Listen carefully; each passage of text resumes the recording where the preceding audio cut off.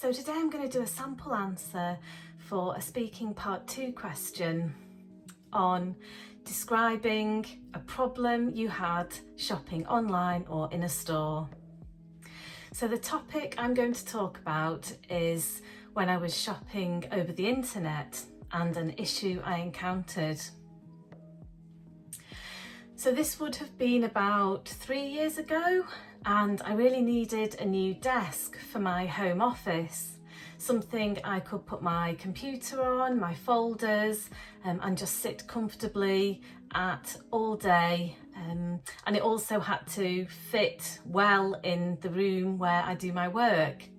So I spent quite a bit of time Googling and doing some research, and eventually I found something that I thought ticked all the right boxes on a homeware store's website. I went through the usual process of purchasing it online.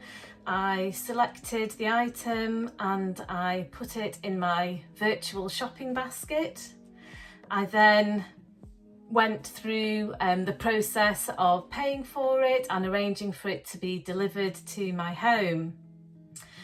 But it was only after I'd completed the task that I realised that I wasn't sure whether or not the item would arrive fully assembled, or if I was going to have to construct the desk myself. I was quite concerned about this because DIY is definitely not my forte.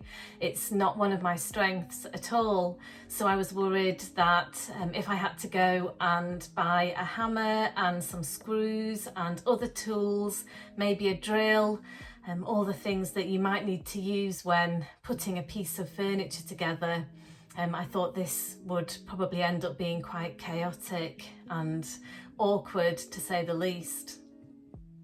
So I went back onto the web page for the item and I thoroughly read the product specification in the hopes that there might be some information in there about whether or not the desk would arrive in one piece or if I would have to put it together myself.